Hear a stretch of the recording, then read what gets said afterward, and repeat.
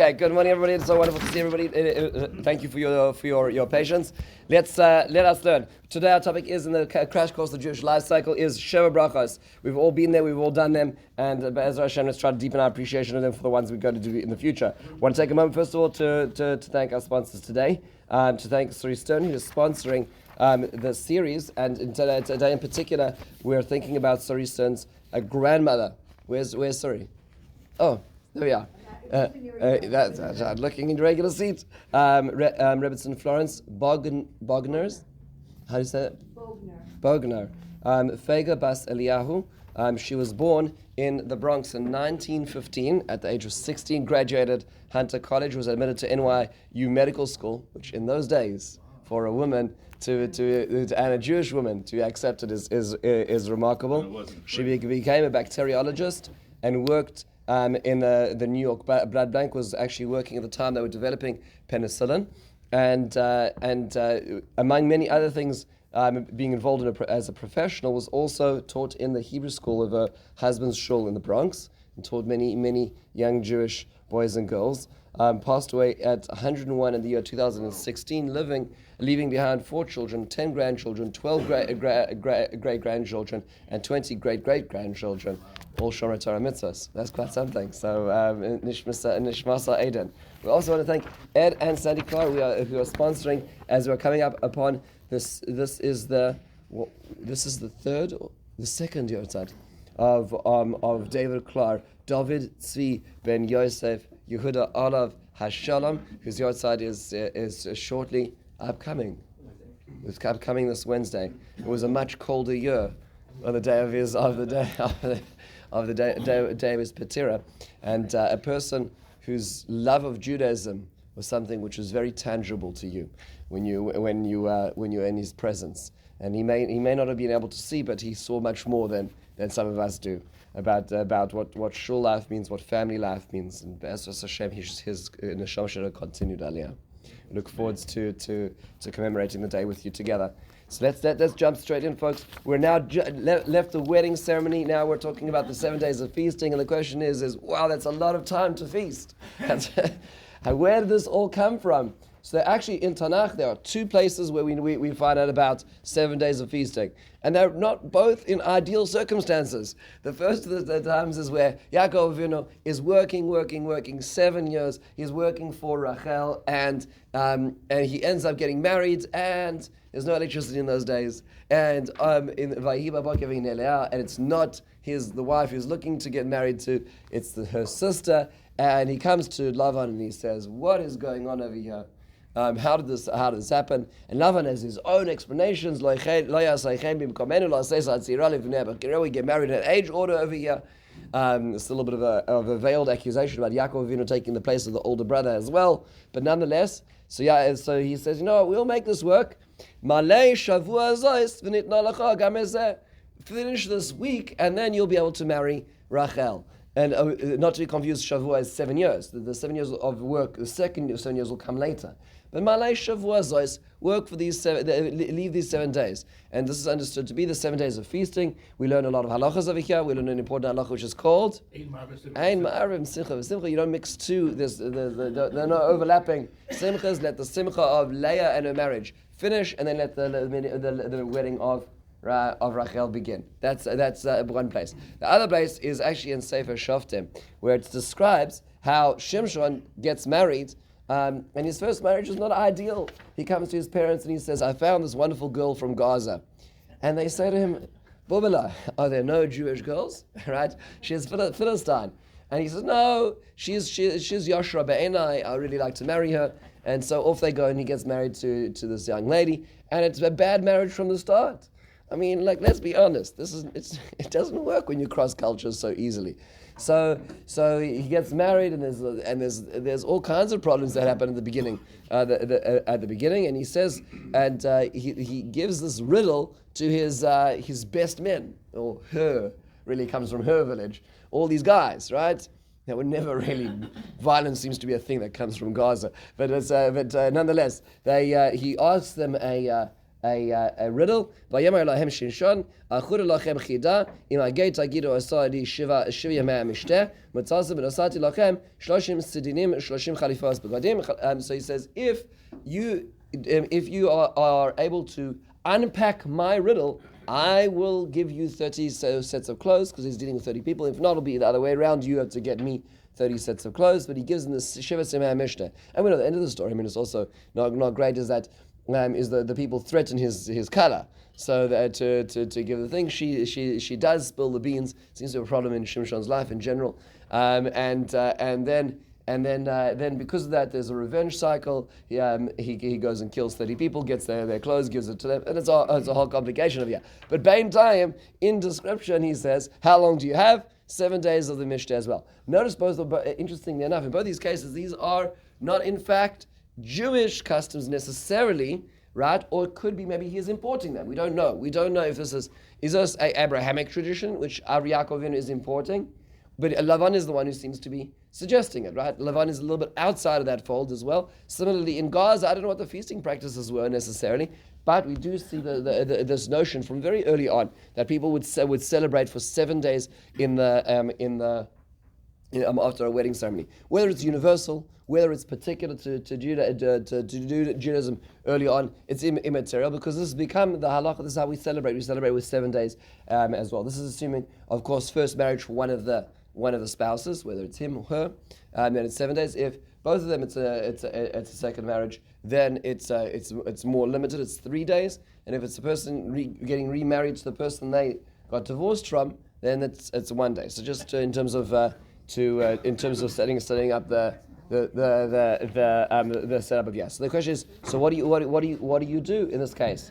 What do you do in this what's actually done? So feasting we know how to do. Everybody likes to feast, but what else is involved? So the Gemara in Ksubas has a very beautiful section. This is the main section. This is Ksubas Dav Ches. The Gemara tells us, yes, there's actually 7 blessings which are said during these 7 days as well. So 7 of sevens it does fit into other patterns in Judaism, right? We have Sirasa Omer. We have lots of 7 of sevens. We have the Shemitah cycle. But nonetheless, so this is 7 within 7. So that the Gemara asks a simple question: what do you bless? Everything was created in your honor. V'yotzera Adam, and the Hashem created the human being. Hashem created the human being and created from him from his form as eternal building, and again Yotzera Adam. And then this is the next one is that the barren city will now rejoice with her children as they return to her. And then Sameach Re'em Avim, because Sameach Yitzricha B'Ganim Melikenim, Baruch Hashem Sameach Chasam Akalas. This is how you'll celebrate with your Creator, like in the times of yore. And then finally the longer one, which is Asher Bara Sasam V'Simcha Chasan V'Kala Gilav Yirina Ditzar V'Chedva Avavach V'Shalom V'Riyos. I'm not going to ask her to sing it right now, but Meira Asher Nakeni Yishama Bari Yadua Uchutzas Yerushalayim Kol Sasan Kol Simcha Kol Chasan Kol Kala. So it's very, very beautiful. So just a few things over here is, number one is, you'll notice if you did the counting over here, there's only 6 brachos. So you're like, oh, wait a second, isn't this supposed to be the Sheva Brachos? That's the name of the song. So of course it has to be Borei Bria Geffen. There always has to be the wine. And it's important note over here is that the wine actually comes before the Sheva Brachos at the chuppah, and it comes afterwards at the Sheva Brachos, the rest of the Sheva Brachos. It's always so confusing because I have these ridiculous cards, which have the Sheva Brachos on them, and the cards are always labeled for the Sheva Brachos at the Sheva Brachos, but they're not labeled for the chuppah. So when you get up there, it's like, okay, you're going to be saying bracha number 7, and then you're going to say bracha. It doesn't. The numbers just don't work. So if it's like, and the most consequential time is under the chuppah, but it's always the wrong numbers because it's made for the other way around. But nonetheless, okay. I made my own cards because of this. This is ridiculous. It's also I put my own cards because they have transliterations, because you never know, right? There's always right. You got to pre-game this. Okay, nonetheless. So there is the Borei Geffen, which makes a 7 bracha. We'll get there in a second. It's interesting to notice that wine always comes at this meridian in life where there's an element of a physical relationship, but there's also something which is bigger. There's a spiritual calling within that relationship. At a bris milah, at a wedding, at Sheva Brachos, wine is always present in this celebration itself. Notice, by the way, if you look at the rest, the 6 brachos, there's only 2 themes, and the 2 themes are So the one, so Simcha always it does appear, but the one theme is actually there's two locations, perhaps if you want to put it that way. Location number one is Eden, right? And then the other location is Jerusalem, right? So there's two locations which are talked about. One is going back to Gan Eden, the other one is Yerushalayim bringing back her children as well, which is very, very fascinating. So just unpacking both of those a little bit. Oh yeah, in a certain sense, that's looking back and it's looking forward, right? Sameach is Oid Yishama Ba'ara Yehuda Chutzos Yerushalayim. He's referring to the future when there's going to be kibbutz galios. Sameach Tzmach Reim Avim Samecha. Sorry, the Sois Tasisus Sagel Akara. Akara refers to Yerushalayim as a barren woman, seeing her children return back to her. This is a futuristic. We're looking to the future, which we're witnessing now happening as we're seeing. It's an amazing experience. But we also look back to Gan Eden. In a certain sense, marriage is sort of this bead along the line of life, right? Where we need to know where we came from and where we're going, and marriage is a part of that continuum. Just to put things in perspective. It's also just in terms of thematically, it's worthwhile thinking about is that when Adam and Chava were in Gan Eden, there were only one human being on both sides of it. There was only one man and one woman. So part of the bracha over here is let it be that the two of you will only have eyes for each other. There's only two people in the entire world, and that's you and you. Now let that be the situation that we're saying the bracha for. Nonetheless, these are the brachas as well. It is interesting that the bracha number 7 actually has textual context, but it's in the negative. Listen to what's said over here. It's in Yirmiyahu Perek Lamed Gimel, where it describes Kamar Hashem. So says God. Od yishama b'makom hazeh asher atem omrim charevu. You say this place is destroyed. So now Yirmiyahu is talking to the people who didn't listen to him after generations of trying to tell him it's coming, and they all ignored him, and perjury, and they put him in jail and the whole thing, and now it got destroyed like he said it would. And he says, you call this place destroyed? There's going to still come a place. You call it a place of me'ein adam and me'ein behemah. No human beings, no animals even residing here. Ba'arei Yehuda v'chutzos Yerushalayim, in the cities of Judea, in the outskirts of Jerusalem. Haneshamos, which are destroyed. Me'ein adam, me'ein yoshev, me'ein behemah. Not even animals here. Kol sasam, kol simcha, kol chasam, kol chala. So Yirmiyahu is giving this as a prophecy of nechama to those who see the destruction of Yerushalayim. In a certain sense, we're still in that camp. We're still listening to Yirmiyahu. And we incorporate his language into the blessing as well. But just understand that when we sing that song, it is a, so to speak, a manipulation of the words of Yirmiyahu. That's what the bracha is to make this marriage part of that process, which is what's said over here. By the way, whenever I ask to tell people dividing up the brachas, so it's always important to realize the brachas get longer as you go along, right? So you want to have the more proficient folks at the end. Right, end heavy. The folks who have trouble standing, the folks who have trouble saying, put them at the beginning. Right, so just in terms of planning things out as things go. Now, there happens to be noticed that there are two brachas of Yotzer HaAdam. Do you notice that? If you look at the text, bracha. I mean, we're going to go according to Gemara's order, excluding Bar Geffen.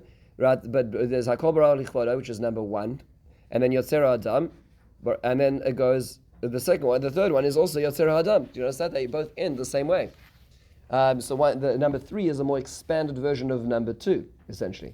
Right? So going back to Gan Eden. And so the Gemara actually points this out, and the Gemara notes this and says, Levi Ikla Levei Rebbe Bilula, the very bottom, page 3, the Rebbe Shimon Berei. So Levi came to his son, Rebbe Shimon's chasna, Baruch Chamesh, and he said 5 blessings. That means to say, without the geffen, there's only 5.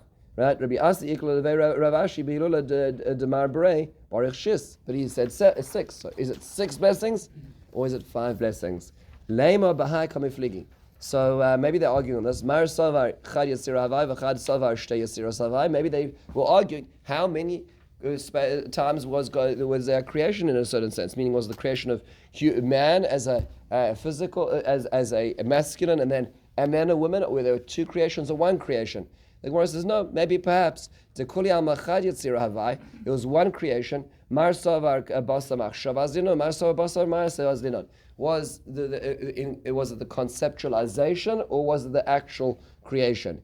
It says Hashem created the human being in his form. That is a stira between what and what? These are two different verses in Bereshis. Did he create them or did he create it or him? Right? So the Gemara then resolves, now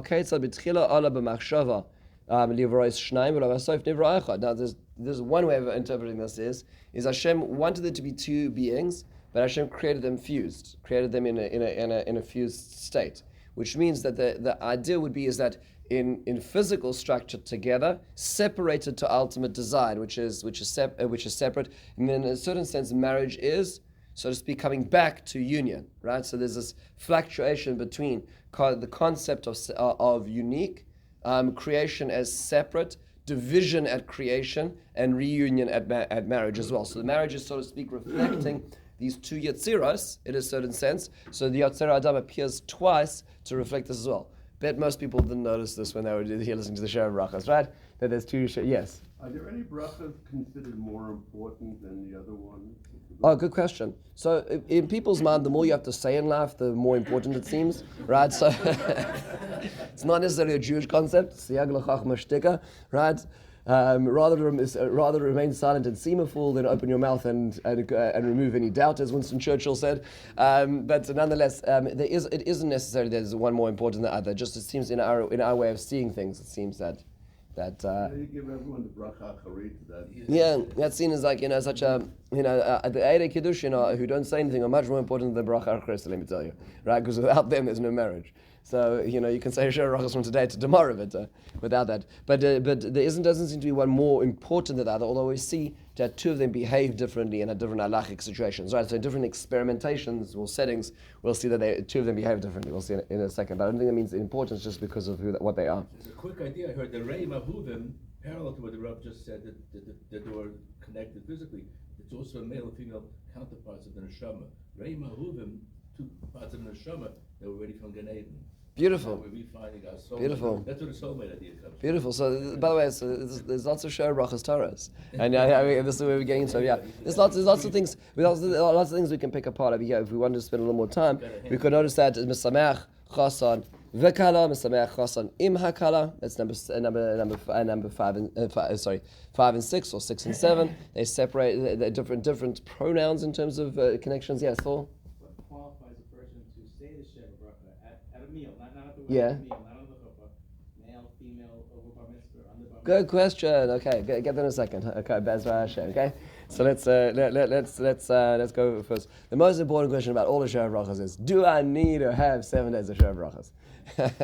That's the question. Do I need to have? So it's exhausting and and the travel and it's expensive. And how does this work? So the truth is actually in Maseches Sofrim. Maseches Sofrim is like Masechta Katana. It's a brisa. So same speak as the Mishnah, but published a little bit later, and it's found the end of, I believe, Seder and Ezekiel. They published them at the end of Sanhedrin, right? So they put the Maseches Katanas and describes the 19th parak. It's actually brisa Yud Aleph, not Tes. It says Nagu Rabosenu Lemar Baboiker Birkas Chasanim Birkas Avelim Al Hakois Basara Ubipanim Chadoshos Kol Shiva V'chein Be'erev. So it describes that they would have a minyan every morning, a minyan every evening. You can imagine it's pretty intense. And they would do a Birkas Chasanim, which is what we're referring to here. This is called Birkas Chasanim, the blessing of the groom, every morning and every evening, which sounds like, from at least descriptively over here, this was something they did every day. And the question becomes in the poskim is, does that mean to say that's prescriptive? That means that we should do it every day? Or is that they did it every day? Or is it they did it every day because they had a minyan? Right, and what happens if you don't have a minyan? Maybe do you have to go out of your way to see a minyan as well? In the times of the medieval commentators, so during the medieval times, the Mariel talks about this. The Pesach Shova quotes this. There's a Pesach, the Chasam Sofer talks about this, and they say that look, the people were very, very impoverished. People lived a very difficult life. It wasn't so simple. And so people would only do Sheva Bracha number 1. They would do the wedding and the first day, and that would be it, and maybe Shabbos. And that would be the way that people would do it. And that was simply because of the reality of the time. It seems today that people do, it's come back to the description in the Masechah Sofrim where people try to do all the times. But if, let's say, it's difficult and it's not possible and there's no one to host and it's embarrassing and you have to go, then it's not the end of the world if one of the days is a quiet day.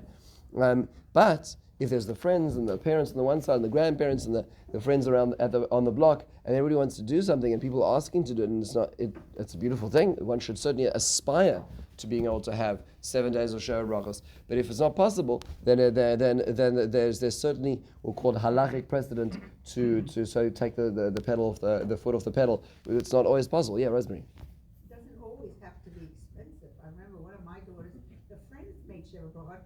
The guy made lasagna, another woman brought this and they did it in someone's living room. And you had a menu. You're right. It doesn't have to be so complicated. But nonetheless, let's not underestimate. Let's not underestimate the cost of these things as well. Eliezer. We once had Sheva Brachos on the DAF train. Oh, really? Now that train, that's wonderful. Was on the plane that we had Sheva Brachos on the plane. That must have been quite a Sheva Brachos. Special What seat. about the idea that you need someone new that? Okay, we'll get that in a second. Yes. Is it one a day or like on Shabbat? They have So the Braisa over here talks about breakfast and supper, right? And those are the days where it probably means midday meal, which is breakfast, and then supper. So there were only 2 days in those days. There are meals in those days. So on Shabbos, people generally try to do all three. We'll see in a second why. But there are people who say like it's exhausting, and like the short Shabbos. We just had one where somebody said we're not going to do we're not going to do sort of traditions, and everybody said. So it was all right. Nonetheless, so first a few questions. Minyan required? The answer is yes. The Shulchan Aruch says you didn't do this. In fact, it's based on the Mishnah in Megillah. Most people have learned this Mishnah, but it's just they don't know, pay attention to this piece. It says ein person Shema. You can't do like the Baruch at the end of davening. Ve'ein ovrin ifnei hateva. You can't go and daven in front of the amot. Ve'ein noisen es kapem. There's no birkas kohanim. Ve'ein kohanim Torah. You can't do kriyas Torah. Ve'ein maftirim b'navi. You can't do haftarah. Ve'ein oisim ma'amad Moshav. This is referring to when escorting the dead. Ve'ein omrim birkas avelim uvetanchumei avelim. You can't say the bracha of avelim and the constellation of avelim. Ve'ein mizamnim b'shem pachos me'asara. And you can't do birkas chasanim. I left out the most important one. And you can't do birkas chasanim with less than 10. So this is something which is a davar shebik. It seems to have a notion of a davar shebik dusha, and therefore it requires 10 as well. Which is why, by the way, if you look through the literature very carefully in Shulchan Aruch and all the poskim as well, they always talk about the idea of separation of genders in terms of sitting. Now, so perhaps in our communities this is less of a known factor, but they always talk about that people should sit separately. In fact, if you read the literature very carefully, it talks about different rooms, I don't think that I've not seen that as the generally the common practice, but part of that is a little bit relating to this as well. This is treated as davar shebik dusha, which is like a minyan, is a minyan and it's separate. But also is and the way that it's talked about in halacha is you can't say a bracha shah simcha b'ma'ana when the yetzer is meraked beinenu, which means to say is that there has to be, we'll call it appropriate seating or appropriate. It shouldn't be in a way that everybody's joking with their wives, their friend's wife or their friend's husband, and that would not be the right type of simcha that we're aiming for as well. So just to putting that in there over here, because this is a reflection of this mission over here as well. Now, Moshe asks a very good question, which is having a new person. This actually comes back to the Gemara itself. The Gemara says, Rav Ashi ikla levei Rav Kahana, yom echad barich kulo, mikan va'elach, iyek kaponim chadashos barich kulo, v'iloi afush simcha ba'almahu, v'vorach shah simcha b'mona v'asheh bara. So then, in this case, the Rav Ashi says, if it was the first day, which refers to at the wedding itself, everything's great. You say that the brachas. Thereafterwards, you need to have a panim chadashos. If not, then you don't say it. Now, you don't say all the Sheva Brachos at least. So you say, well, what's the point of this new person over here? Because it's so difficult, like your A list and your B list, right? It's like like all the people who didn't get invited to the wedding, we're going to invite them to Sheva Brachos because they're useful. Like it's so difficult, right? So what's it like to be that panim chadashos? But it's actually a healthy thing, by the way, to be able to have that ability, not to spend all that money just because you feel bad, right? It's important. I wish we could go back to the idea where I would just say this, is that this is an observation I made, is the degree of talking during the chuppah is directly correlated to two factors. Number one is how loud the sound system is. So the louder you make the sound, the louder people will speak. okay, because they feel like they're being overridden anyway, so they're going to speak the whole time. That's always what happens. So the lower the volume, the lower the speaking volume. But number two is how big the wedding is. The bigger the wedding, the more speaking. And the reason is very simple, is because you invited all these people because you felt bad not inviting them. But you didn't invite them because you have a very close connection to every single one of them, right? You invited them because it would be, how could I not? Because they invited me to, right? And so then that means to say that a significant amount of people over there aren't your bosom friends. They're the people you feel bad not having invited, which means to say that they're not really so invested in what's going on right now, which is why they don't mind having a side conversation while this very special moment's happening. Just pointing this out, when the weddings are smaller, every single person is there because they watch this child, your daughter, your son grow up, and they love them dearly. They would definitely not speak during the wedding, except not to say her dress looks amazing, right? But but the point is that the bigger the wedding is, then the less connected, the more spheres of acquaintances we've included. But nonetheless, that's not what the topic is over here. But the point is, how many people are left over to be Ponim Chadoshos now? Right? That's the question. After all is said and done, if you have 800 people, then who do you have? So but nonetheless, why do we need this? So the Aruch HaShulchan actually, I put it at the very bottom of the footnotes, but it's worthwhile doing. He makes three suggestions. He says maybe because the people who are not at the chuppah have an obligation to hear the brachos. So, meaning to say, everybody else needs to hear these brachos. So now when there's a person who wasn't there, they're going to be hearing this. He said, that doesn't really make sense, because in a certain sense, the majority of the world in the city haven't heard it. Does that mean to say you need to go and, sort of like, a campaign, with the Chos and Nekala from city to city to make sure everybody in the world who hasn't heard the brachos needs... That doesn't make sense, right? Where do you stop with that if it relates to the obligation of the... So the Aruch HaShulchan says that doesn't make so much sense. So he says another observation. He says, he goes from the Rambam. He says that the responsibility is everybody who's at the meal needs to give a bracha to the chassan and the kala. Everybody needs to say, I wish you a long life together. I wish you a happy life together. I wish you a life of transparency and honesty and all the good things that we wish chassan and kalas. We should really all do that. So how do we do this? We can't all necessarily get up there and give a toast, although sometimes people do. So that being the case, what we do is we have representatives who do this, and they represent, so to speak, the crowd. Right, and there's a fixed text because what Anshe Knesset did was the same kind of thing with davening. Before, I used to just sort of wake up in the morning and say, God, I love the smell of coffee and it's so good, and then that'll be my blessing. And then they said, no, we're going to give you a fixed text to how to do this. There's Bara Shakol Bidvaro for this, and so to speak, they gave us the space to be able to do this correctly, right? So same thing over here. We have representatives. There's more of a structure how to do this, and this is representing all the people who are there as well. So if that's the case, if it's the same crowd, in a certain sense, they've really done what they should have done. This crowd of 20 people were there. They gave their blessings, whether personally in their own words, or also representatively through the person who's saying the brachos on their behalf. But then in a certain sense, they're done. So now if you want to have more brachos, you need to have more people to be able to, so to speak, be represented, or to be able to trigger that responsibility as well. As well. Now, by the way, just as a side of this, which shows you an important thing, is when you're invited to a Sheva Brachos, go up to the chassan and kala and give them a blessing. That's the point of the whole thing. Yes, we'll call it the fixed text version at the end of the of the Birkas Hamazon. But the point of why you're there is to give them a bracha. It's to share a pearl of your wisdom about your experience and by the way, I hate those people who are always telling the jokes about marriage. Like, like the guy that it's like, when I wasn't married, I was half a man. Now that I'm married, I'm nothing. Like, and all these like cynical jokes, and I'm like, please don't give me a commentary about the state of your marriage, right? Like just let them enjoy their marriage and stop telling us about how woeful your experience has been, right? It's always this way that you these wise cracks. No, give them a bracha. Give them a bracha. Look, go back to the innocence of what it's like to get married, and think about that what it relates to this. So anyway, so nonetheless, but the Aruch HaShulchan says the third blessing. He says this he says is what most people think is that a new person really gives a new perspective on the wedding, right? So you had all the people at the wedding, and it was a beautiful wedding, and then you have somebody who hadn't yet experienced it. So for them, this is really their experience of their being with this couple.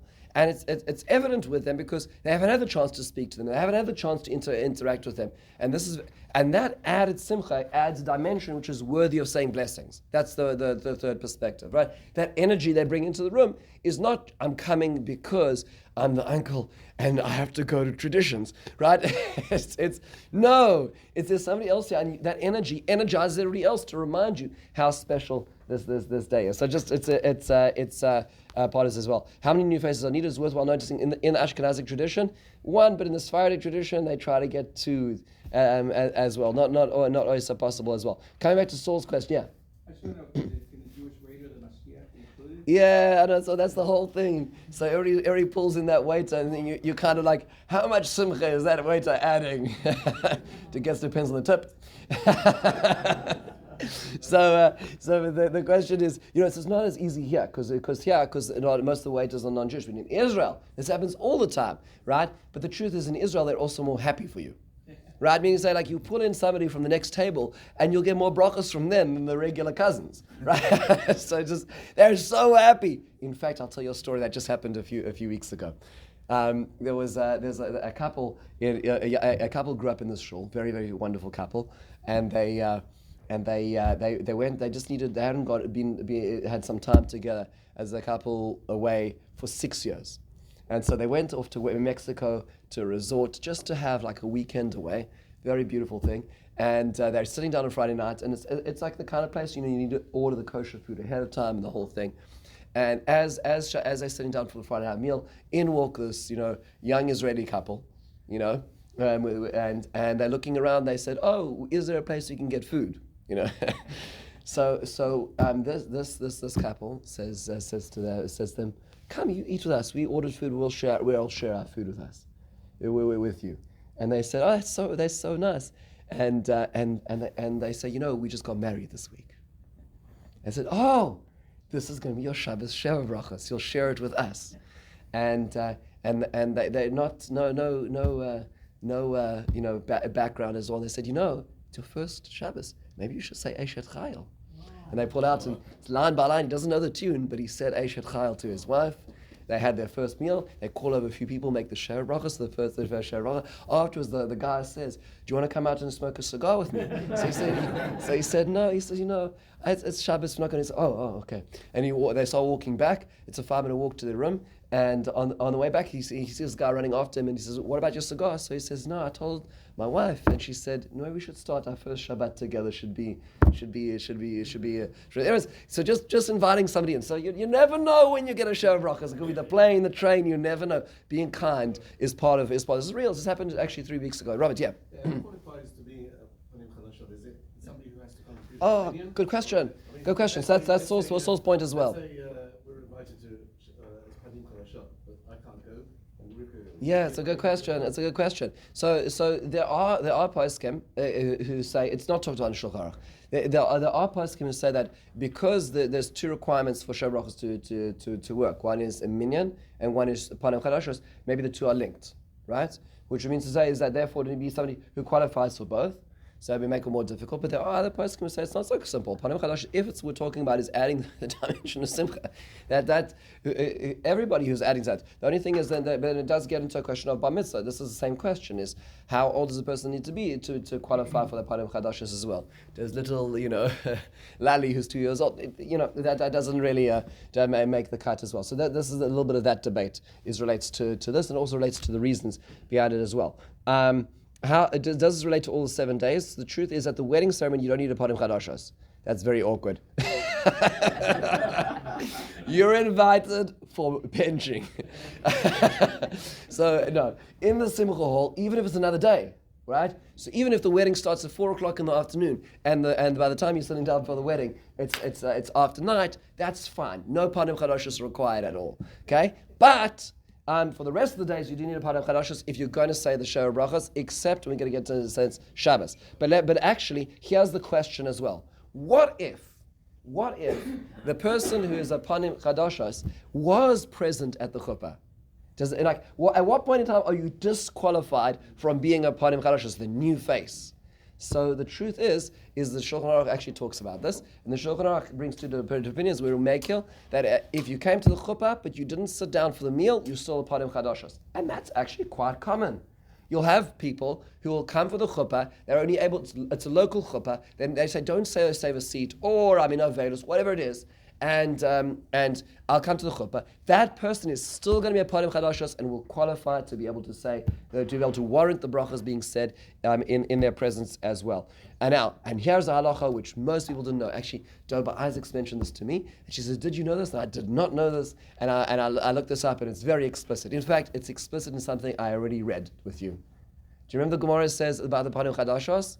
It says if you don't know panim chadashos, what the case of Rav Ashi? What did he say?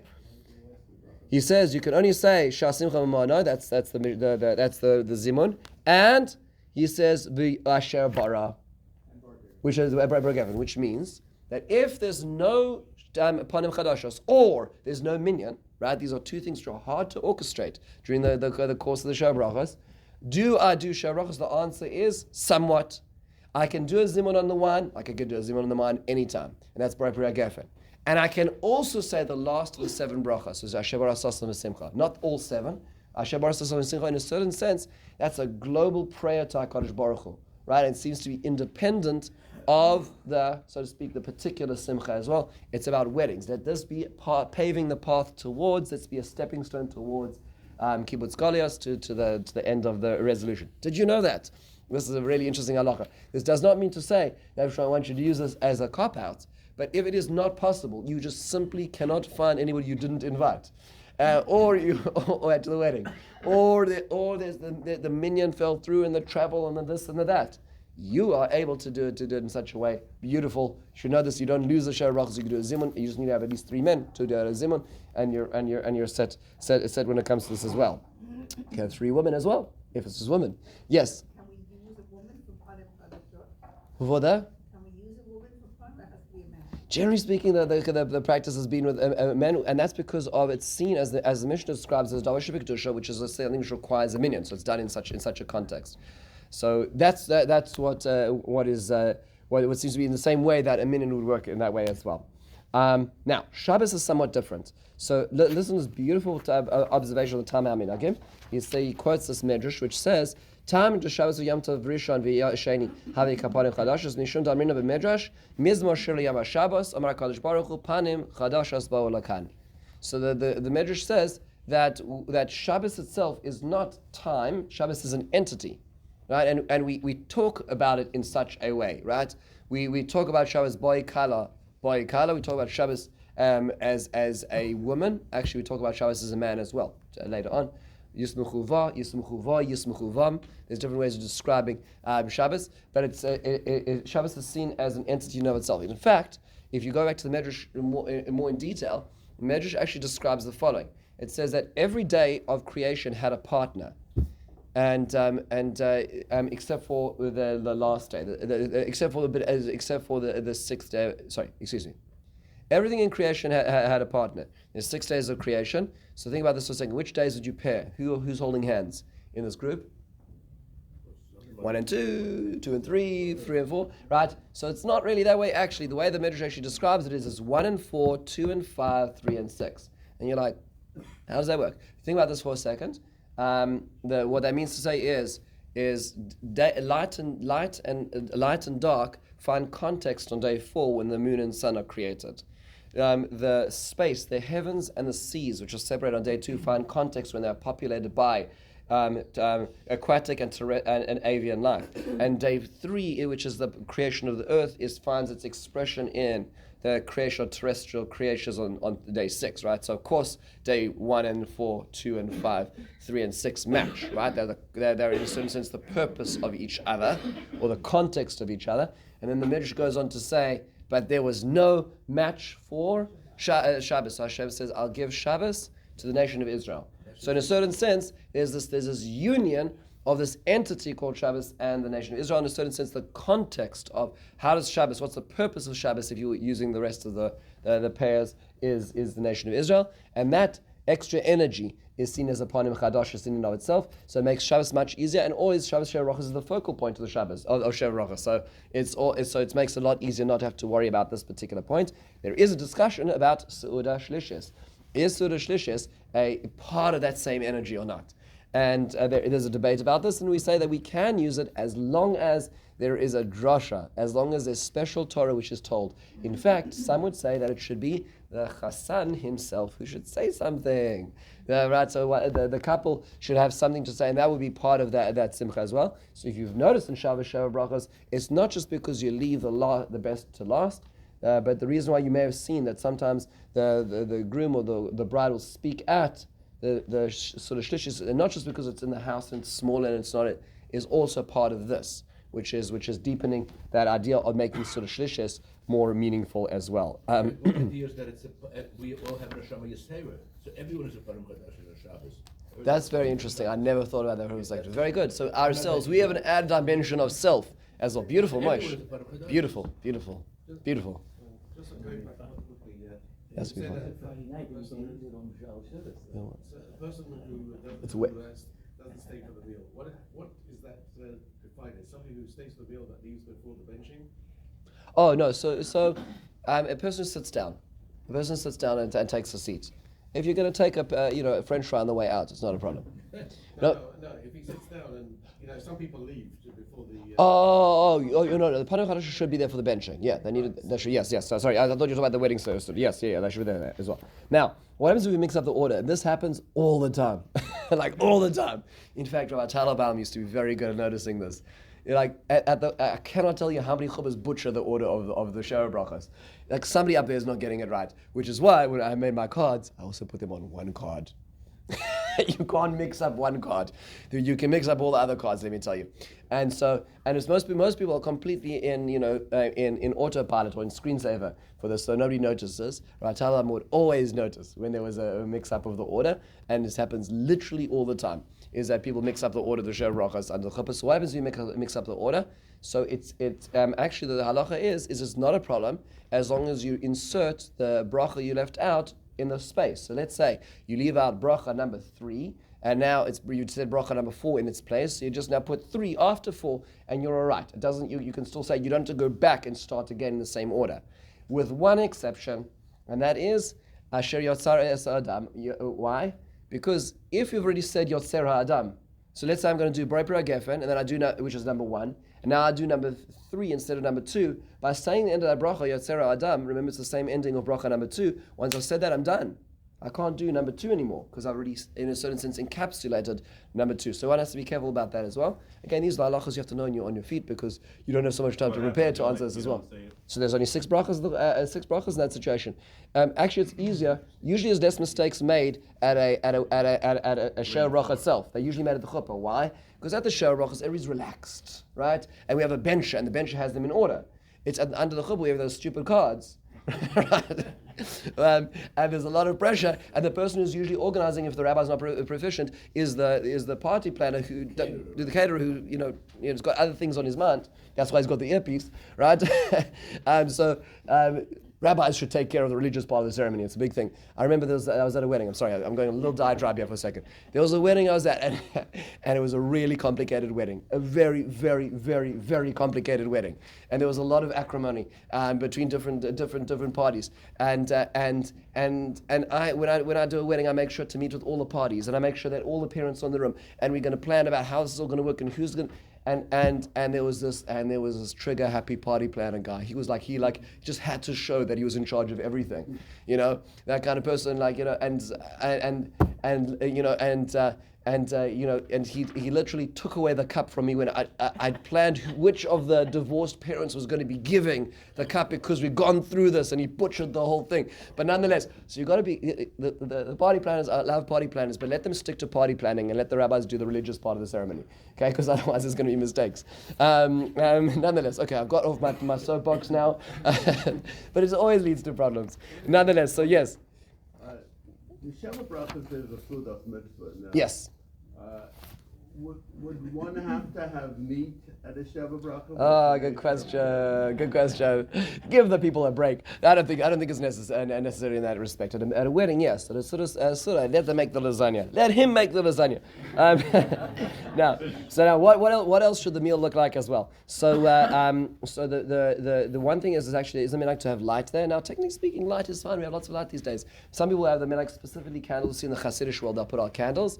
And that's when Yirmiyahu describes the disappearance of marriages because of the destruction. He says in Perek Chafei, "V'avadi mehem kol sasan kol simcha, kol chasan kol kala, kol rechaim or aneri," to describe sort of society grinding to a halt, and matched with marriage is light as well. So light is important. It's important something to share Torah, not just jokes, and it's also important that every go over and give a bracha. Give your own bracha in your own words. That's what the Sheva Brachos is really about as well, as you discussed beforehand. Now, what's the business with the cup going around? It's like this, what is going on over here? So the truth is there's actually a debate in halacha as to how many cups you should have. Is it 1 cup or is it 2 cups? Ashkenazim have the tradition of having 2 cups. So how does this work? Let's just quickly go back to this. We all see this in our mental eye, in our mind, but how does it work? So the first thing that is said is that the person who does the zimun takes the first cup, as a regular zimun does. And the only thing that's irregular about this is that when they get to the end of the benching, as opposed to saying Borei Peri Gefen, they wait. So that cup is set down, and then what happens is another cup is filled, and that second cup, which should be like the first cup, so if you're able to, they should be the same kind of cup. The second cup now has 6 brachos made on it. To that bracha, so each of these 6 cups, each of this cup is sent around to 6 different people who say the bracha. Then what happens is the person who said the benching, the zimun, now says the Borei Peri Gefen as they would on the bracha on benching, which means I have 2 kosos shel bracha at this point in time, right? So I have 2 cups which have blessings. The one is the blessing of the benching and the Borei Peri Gefen, which has got 5 brachas on it essentially. The other one is 6 brachas on it because of the remaining 6 of the Sheva Brachos. So I want it to be that the chas and the kala are both going to be able to benefit, are going to drink this wine which had all the spirituality imbued in it. So I want them to both get from that. At the same time, the person who just said the Borei Peri Gefen also needs to drink a rov kos because that's what they said the bracha on, the Borei Peri Gefen. So how's that facilitated? So all people have all kinds of ways of getting wine on the tablecloth, but the easiest way to do it is to have a third cup, to pour both into the third cup back into both of them, and for the Mavarek gets his piece of it, and now the Chazan and Kala are getting a mixture of both of the cups. So 5 blessings from the benching, because that's Berek Hazamazon is 4 blessings on the Borei Peri Gefen, and then 5 and 6 brachas on the other one. So we talk about a lot of brachas over here, which are in these kos shel bracha.